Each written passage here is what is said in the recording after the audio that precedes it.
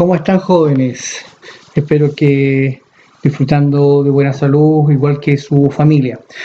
Vamos a hacer la retroalimentación de las actividades de las 2 semanas anteriores y que está relacionado con el salitre y la cuestión social. Se debe tener en consideración que la llegada del salitre a manos de Chile va a significar una serie de transformaciones desde el punto de vista económico y social. Económico para quien detenta el poder justamente de tener ese producto en sus manos y la riqueza que esto les generó, y también social porque quienes trabajaban y obtenían la riqueza para quienes eran dueños de las oficinas, las condiciones de vida que tienen, su calidad de vida no era de las mejores. Ustedes tienen imagen ahí de fines del siglo XIX, comenzando el siglo XX, de gente que vive en conventillos, personas que trabajan, trabajadores en una situación bastante deplorable, en donde la seguridad personal no era lo que importaba. En la explotación infantil, como ustedes se pueden dar cuenta, ahí hay una explotación infantil en donde sencillamente no hay ninguna legislación que proteja a los niños de este trabajo. Las condiciones de vida de la gente más humilde, si ustedes se dan cuenta, un matrimonio en la parte inferior de la pantalla, ustedes ven ahí que tienen 7 niños, 6 niños, y que desgraciadamente pueden haber sido más, pero debido precisamente a las malas condiciones higiénicas que tenían y a la mala alimentación, la mortalidad infantil en ese periodo era demasiado, demasiado alto. Y en la última foto ustedes ven ahí una imagen de las famosas ollas comunes, ollas en las cuales las personas de alguna manera alimentaban a una gran cantidad de personas que no tenían recursos, y estas ollas comunes no es una situación que sea solamente de ese periodo, hasta el día de hoy todavía se mantienen como una forma de poder ayudar a aquellas personas que desgraciadamente no están pasándolo bien, ¿ya? El auge del salitre, la cuestión del salitre, comienza desde el momento que nuestro país accede precisamente a este, a este producto, que fue a raíz precisamente de la guerra del Pacífico.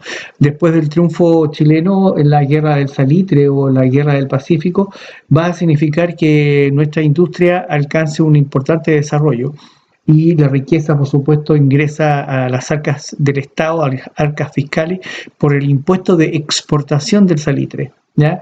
Yo les había señalado que gran parte de las oficinas salitreras no estaban en manos del Estado de Chile, sino que estaban en manos de particulares. Vamos a ver rápidamente qué fue lo que le permitió al Estado chileno crecer tanto a raíz precisamente de la riqueza a la cual accede nuestro país, ¿ya? Los factores son 6. ¿Cuáles son? El Estado desarrolló una serie de obras públicas que se construyeron caminos, escuelas y vías férreas. Aquí hay que señalar que la riqueza del salitre sirvió mucho, ¿ya? Sirvió mucho para instalar y justamente provocar un crecimiento en lo que fue las comunicaciones. La creación de los primeros, tintaron los primeros telégrafos, la creación de los primeros bancos, facilitó el acceso al dinero. En eso se va a dictar una ley de banco para poder regular precisamente su funcionamiento. En la zona la zona de la Patagonia, en lo que es la parte de Punta Arenas, se va a empezar la crianza de ganado ovino, se van a importar desde las islas Falkland o Islas Malvinas ovejas que estaban ambientadas, climatizadas, por decirlo así, aclimatizadas para vivir en zonas gélidas, y por supuesto la lana comienza a ser una producción muy importante hasta el día de hoy en esa parte del país, igual que su carne, ¿ya? Se van a incrementar la crianza de ovejas, millones de cabezas de ovejas, y también el surgimiento de estancias. Tiene consecuencias esto, y consecuencias bastante, bastante graves. Ocurre a fines del siglo XIX, comenzando el siglo XX. Una matanza indiscriminada de indígenas, los patagones, los onas, en muchas partes en la Tierra del Fuego, o incluso en la parte de Chile continental, van a ser perseguidos y van a ser asesinados por cazadores.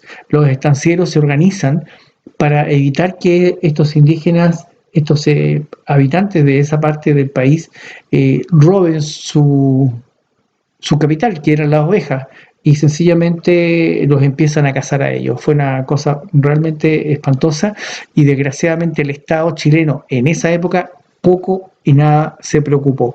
Algo hicieron algunas órdenes religiosas como los salesianos de Punta Arenas, que los trataron de proteger, pero al final fue peor la cosa porque los cuidaron en algunas reservaciones, por decirlo así, no es la palabra adecuada, pero algo como una reservación, en donde estaban en misiones, en donde ellos estaban precisamente cuidando a estos indígenas.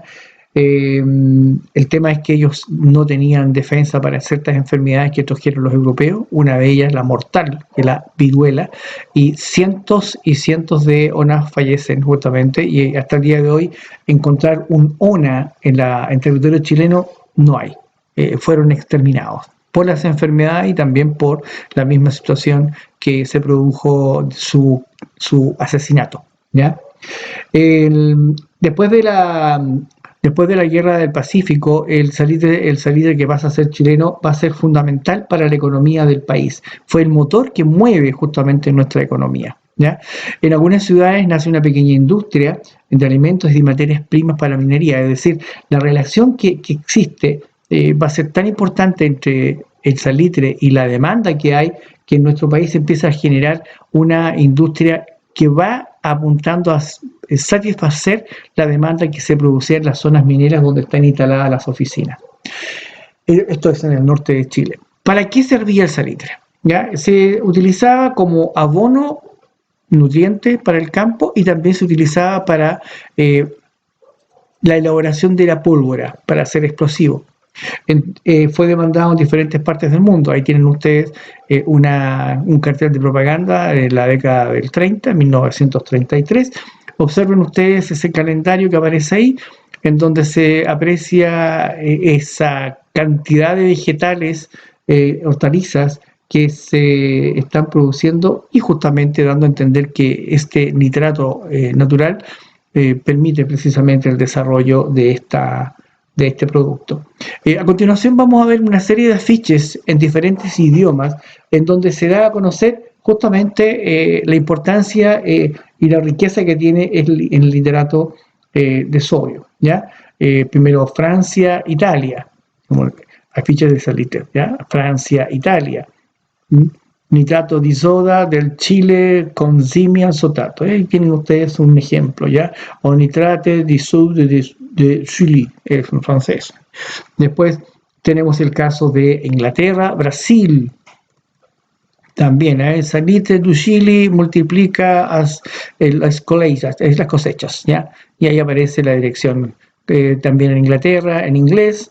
Acuérdense ustedes que en la evaluación formativa que yo le hice, aparecía un cartel de propaganda y les preguntaba por qué estaba en inglés. Por eso, ahí ustedes se pueden dar cuenta cómo este nitrato va a estar repartido por todas partes del mundo, y el caso de Inglaterra o de los países de habla inglesa se ve, y se observan bien atrás, se ven esos campos cubiertos de vegetación frondoso, producto justamente del resultado de la aplicación del salitre. En el cartel de propaganda de Brasil se aprecia precisamente eso. Después en el cartel de propaganda de China, que vamos a ver a continuación, también ven ustedes, y en Egipto la producción de salitre, y aparece una planta de algodón, que era una de las cosas que producía el Egipto de principios del siglo XX. ¿Ya? Cada país va a destacar precisamente las bondades que tiene este producto, haciendo destacar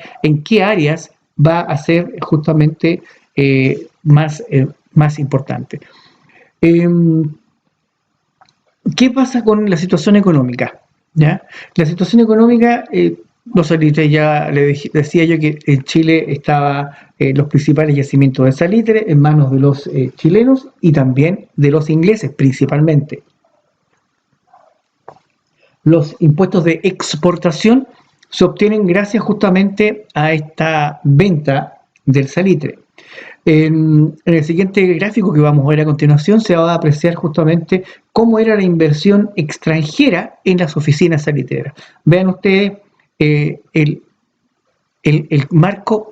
Los ingleses llevan más del 50%, casi el 60% de la inversión en el norte. Los chilenos venían, después seguían los yugoslavos. Yugoslavia como tal ya no existe, eran croatas, ya los croatas, y los alemanes. Alemania tiene mucha importancia en la economía de Chile también. Bueno, de hecho, casi un 5% de la población chilena hoy día tiene ascendencia alemana. Es bastante interesante ese dato estadístico, ¿ya?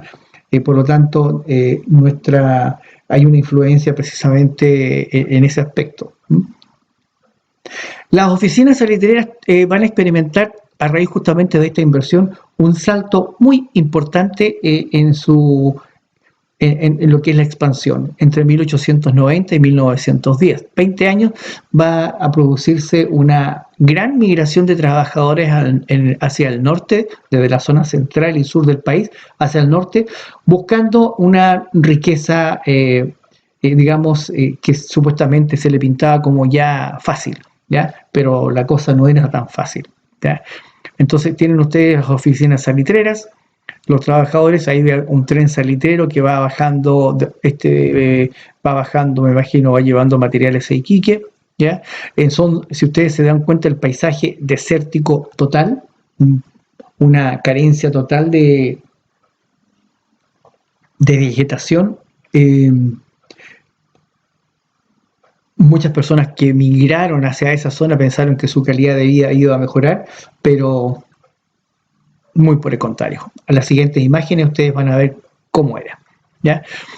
Cómo eran las oficinas. Ahí tienen ustedes una vivencia en una oficina salitrera. La gente vivía segregada, es decir, no todos viven en el mismo lugar. Me explico, que los trabajadores comunes y corrientes vivían en pabellones con su familia, en condiciones no muy buenas. Los que eran los administrativos, los ingenieros, los supervisores vivían en un área completamente distinta con una serie de comodidades que no, por supuesto, no eran igual que la de los trabajadores, ¿ya? Tenían más comodidad la gente que tenía justamente el poder administrativo. Y ustedes se dan cuenta ahí cómo eran estas casas, madera, bien tenidas. Si alguno de ustedes ha visto imágenes, por ejemplo, de la oficina Humberstone, ahí se aprecia claramente, hasta el día de hoy se mantiene, cómo eran las oficinas, la oficina en su vivencia diaria, las casas de las personas que eran trabajadoras y cómo eran los de los administrativos, ¿ya? Y supervisores. La oficina era una pequeña ciudad, tenían de todo. Había un lugar que se conocía con el nombre de pulpería, ¿ya? Y en ese lugar las personas se abastecían de todo, de todo, de todo, desde el alimento hasta la ropa. No utilizaban monedas, no usaban dinero, usaban fichas. Ahí hay unas imágenes de algunas fichas. Hay una ficha y cada ficha tiene un timbre que corresponde a una oficina en particular. Tal como dice el texto, en el tercer texto que aparece en esa página, solamente se podían adquirir cosas en la oficina para la cual había sido elaborada esa ficha. Es decir, si la oficina alemana, la oficina Alemania o alemana, solamente ahí. Si la Chacabuco, en la Chacabuco o la Humberstone o Santa Laura, en las respectivas oficinas. No podía ir un trabajador, a pesar de que podía ser del mismo dueño, incluso las cosas de la oficina, porque estaban muy cerca unas de otras, podían ser más baratas, pero no podían canjearlas, tenían que ser justamente en esa oficina. No había un control de precio, para nada. En la oficina podían subir y cobrar lo que querían. Nadie protegía al consumidor en aquella época, ¿ya? ¿Qué es lo que tenían las oficinas salitreras? Contaban con una serie de comodidades.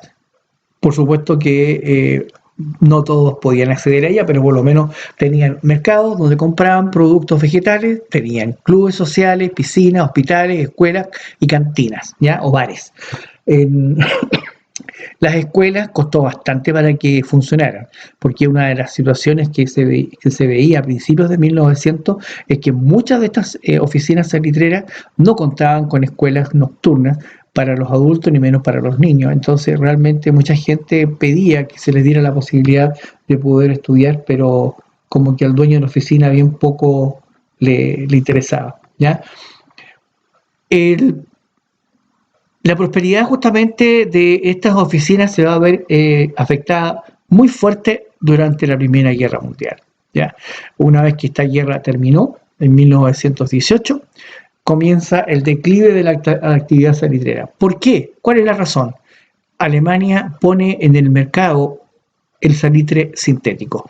A raíz precisamente del bloqueo del cual fue objeto Alemania durante la Primera Guerra Mundial, los barcos que llevaban salitre desde Chile hacia Alemania, que se utilizaba para la fabricación de pólvora, no pudieron pasar. Los británicos y los estadounidenses y franceses impedían la llegada de los barcos a los puertos alemanes en la parte norte de Europa y sencillamente miles y miles de sacos de salitre quedaron amontonados en el puerto de Iquique sin poder ser embarcados. Y los alemanes, ante la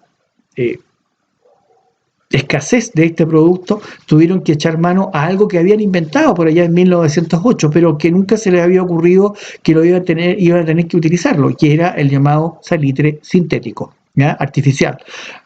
Fue tan buena su utilización que al final continuó siendo usado una vez que la guerra terminó, y desgraciadamente eso le va a traer serias consecuencias a la economía chilena, porque el salitre natural comenzó a ser desplazado por el salitre sintético, ¿ya? Comienza la gran crisis para nuestro país. Un país que se dedicaba a monoexportar se ve seriamente dañado por esto.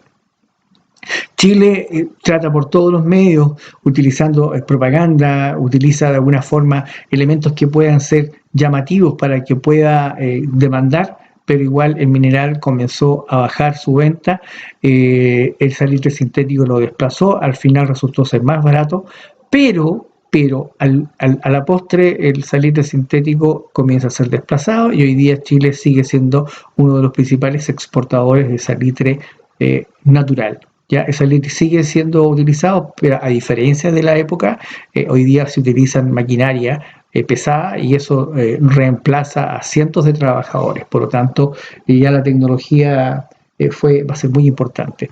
La crisis de 1930, que fue la que se produjo a nivel mundial, una crisis económica enorme que causó millones y millones de personas desempleadas. Algo muy parecido, económicamente hablando, por supuesto, a lo que está pasando hoy día. Hay una crisis económica, pero salvaje. Los países ven su economía seriamente dañada, y Chile, que ya venía caída libre a raíz de las bajas ventas del salitre, con la quiebra de esta bolsa internacional en la ciudad de Nueva York, va a tocar fondo. Es decir, realmente las oficinas comienzan ya a cerrar una tras otra, ¿ya? Esto va a ser la situación que va a afectar a nuestra economía. Ahora, yo les decía al principio que el salitre, si bien es cierto, trajo muchas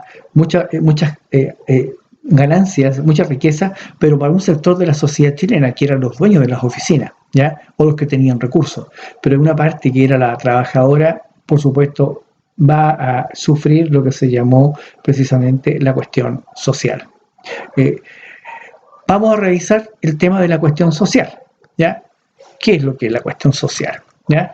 Las características que tiene. Para eso vamos a ver una línea de tiempo primero, que es la que ustedes tienen ahí, comenzando desde 1883, cuando el salitre ya está en manos definitivas de Chile.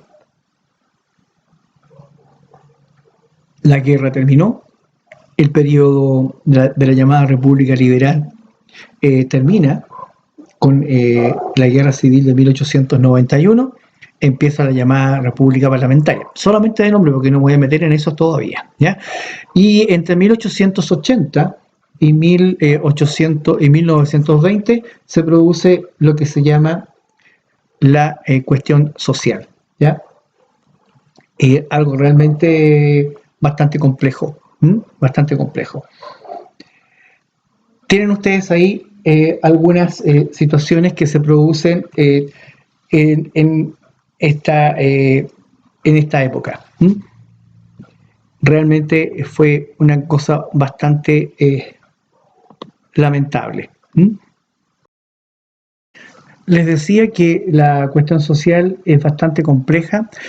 Las condiciones de vida de las personas que trabajaban, especialmente en las ciudades, pero también en el campo, eran bastante deplorables. Ahí tienen ustedes de un rancho, un tipo de vivienda que se da en nuestro país, en Santiago, murallas que eran de barro, ni adobe, sino que era barro recubierto con paja en el techo. Eran condiciones bastante subhumanas que tenían estas personas, ¿ya? La sociedad de fines del siglo tenía particularidades. Hay tres grupos que se destacan justamente en nuestra sociedad. Ya hacia 1830 la población de Chile llegaba al millón de habitantes. En finales del siglo ya eran más de 2 millones de habitantes, y en Chile se destacaban justamente la élite. Hay una imagen ustedes ahí de unas señoras muy elegantemente vestidas haciendo alguna visita social. Eh, Están los llamados sectores medios, los que de alguna manera van a surgir de comerciantes, técnicos, profesionales, artistas, inmigrantes, profesores intelectuales, militares, también, por supuesto, profesionales como ingenieros, médicos, abogados, etcétera. Estas personas eran, de alguna manera, querían imitar un poco a la sociedad oligárquica, y se les conoce con un nombre bastante particular, se le dice los ciúticos, ¿ya? Porque trataban de imitar precisamente al grupo social alto. Y por supuesto estaban los sectores más desposeídos de nuestra sociedad, los campesinos, integrados por campesinos, obreros, mineros y trabajadores en general. Una forma de vida bastante miserable que tenían estas personas. En la siguiente imagen ustedes van a darse cuenta de lo que les estoy diciendo. Hay una imagen de un conventillo, ¿ya? Que realmente vivían en condiciones muy, muy precarias, ¿ya? Son casas muy grandes, eran antiguas casas importantes en Santiago, pero estas lentamente fueron siendo ocupadas por diversas familias, en donde vivían en una habitación varias personas, y eso va a generar toda una temática que va a provocar precisamente un problema de higiene, un problema sanitario muy, muy fuerte.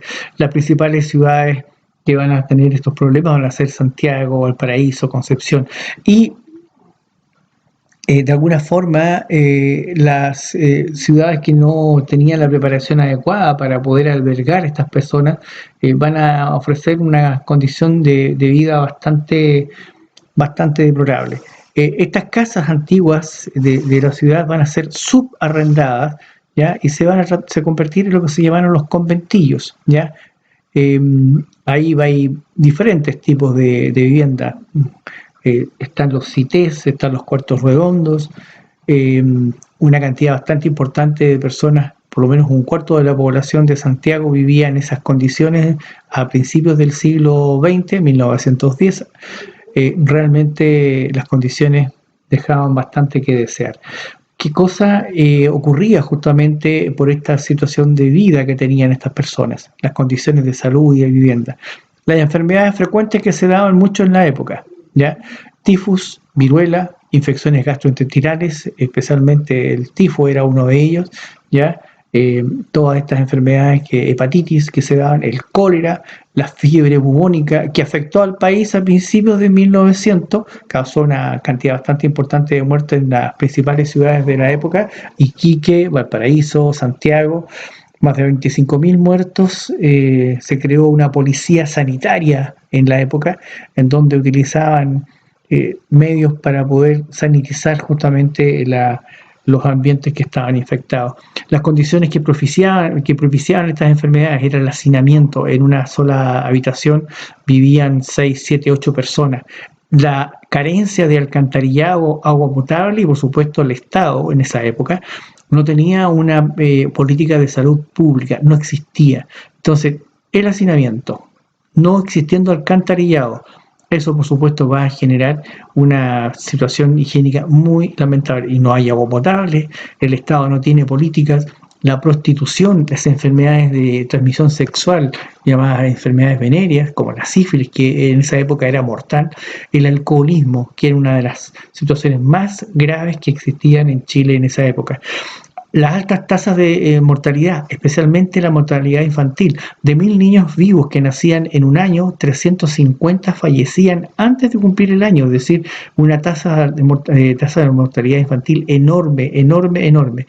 Hay un link que yo les dejo al final de esta presentación en que ustedes vean y escuchen, mejor dicho, una canción escrita por Violeta Parra, que narra un poquito la situación de los llamados angelitos, estos niños que no alcanzaban a cumplir el año de edad y que fallecían producto justamente de la miseria en donde ellos venían al mundo.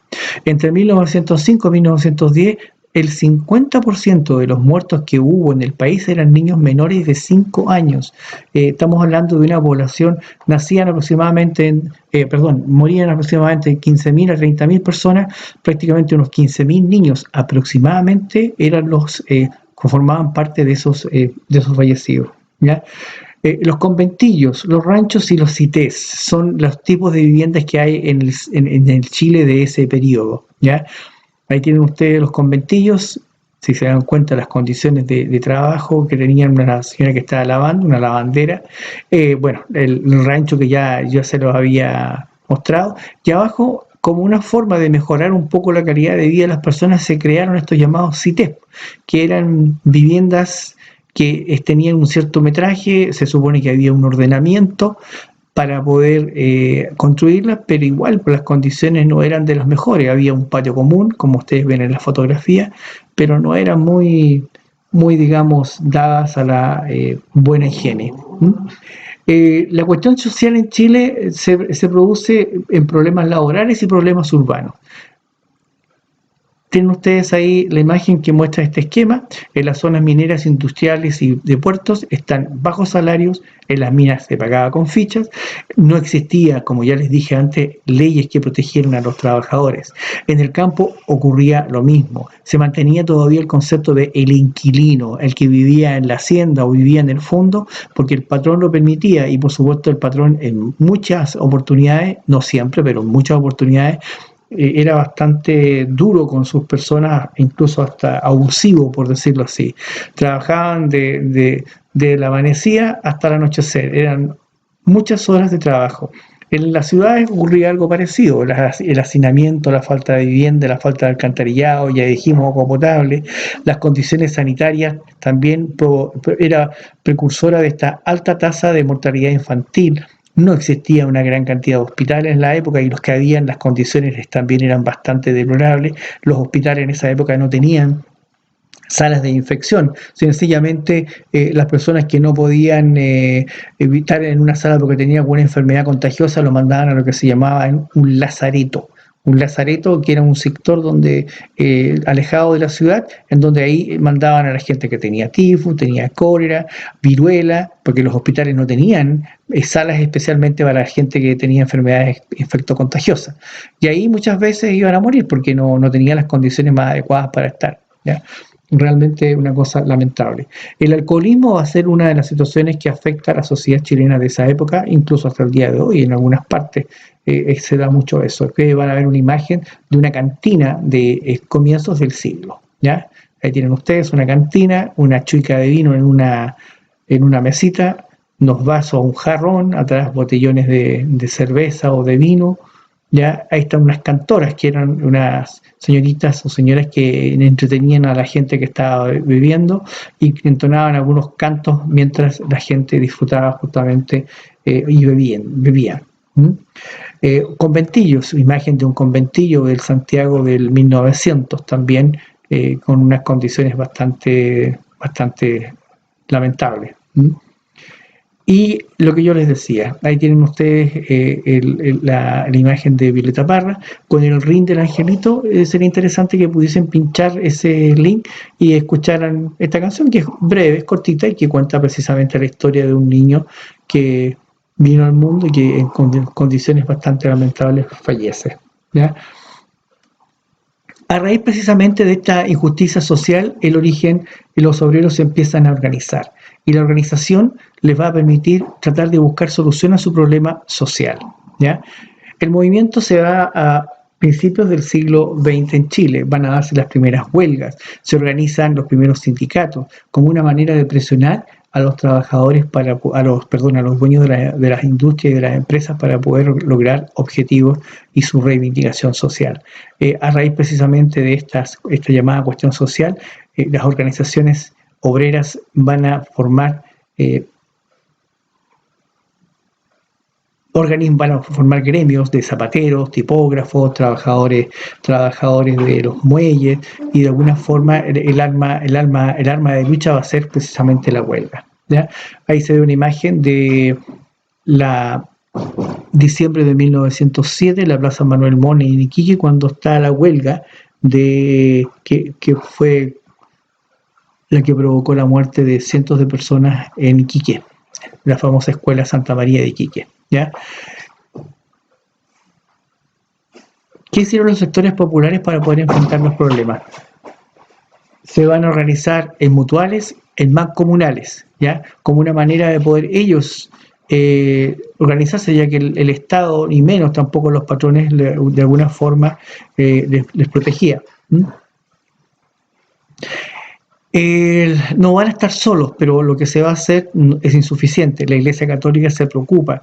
El Papa León XIII, a través de la famosa encíclica Rerum Novarum, trata de alguna manera de solucionar el problema de estas personas. Se van a crear algunas leyes, se van a dictar algunas leyes que les va a permitir precisamente mejorar su calidad de vida. Va a estar el Consejo Superior de Higiene Pública, por ejemplo, la Ley de Habitaciones Obreras, la Ley de Descanso Dominical, la ley de la silla que está vigente, la ley de salas cunas, ¿ya? Son leyes que van en beneficio precisamente de estas personas. Vamos a ver una línea de tiempo de algunas huelgas que se dan a principios de 1900, ¿ya? Y que por supuesto todas ellas terminaron con muertos. La huelga portuaria de Valparaíso en 1903, 10.000 trabajadores participan, hay muertos. La huelga de la carne en Santiago, más de 50.000 personas, también hay muertos. La matanza de Santa María, la huelga de las oficinas salitreras en 1907, en diciembre de 1907, que por supuesto causó una cantidad enorme de víctimas. Se habla de 2.500, 3.000 personas, pero oficialmente no existe un número en que se diga que efectivamente fue esa cantidad de muertos. ¿Hubo muertos? Sí, hubo muertos. Gente inocente que murió por estar pidiendo justamente una mejor condición de vida. Ahora unas imágenes de esta famosa escuelita de Santa María, precisamente de 1907. ¿Cómo era esa escuela? ¿Ya? En esas condiciones estaba la escuelita en esa época cuando se provocó este asesinato. ¿Qué fue lo que provocó la muerte de estos obreros? ¿Qué era lo que pedían tanto? Ahí tienen ustedes parte de lo que pedían. La eliminación del sistema de ficha, que les pagaran con dinero, el pago de los jornales a cambio fijo, 18 peniques, suprimir el sistema de vales y fichas, comercio libre de las salitreras para evitar la especulación de las pulperías. Las pulperías pertenecían a las mismas oficinas y lo que querían los trabajadores era que ellos pudiesen comprar en cualquier parte. Al parar una oficina, el trabajador tendría derecho a desahucio de 10 a 15 días en el caso de que la oficina no siguiera trabajando. Habilitación de locales para las escuelas nocturnas. Los obreros querían de alguna manera salir de la ignorancia en que estaban y los dueños de las oficinas no querían dar eso. Entonces pedían una escuela nocturna para que ellos pudiesen aprender a leer y escribir. Y no se les podía destituir o remover a los organizadores de los movimientos sindicales. Y si se hiciera, debían de darle una compensación o un desahucio. Por supuesto que eso no se cumplió, al contrario, se les disparó. Estoy hablando de la matanza en la Escuela Santa María de Iquique en 1907. ¿Ya? Estos derechos laborales, como ustedes pueden ver ahí, fue respondido con una ametralladora y abajo se ve una imagen de oficiales o de soldados que arrastran armamento hacia esa escuela. Eso sería la retroalimentación, chicos, por esta oportunidad. Que tengan una buena semana junto a su familia, cuídense mucho y vamos a estar en contacto, ¿ya? Cualquier cosa, ustedes tienen mi correo para comunicarse conmigo. Buena semana.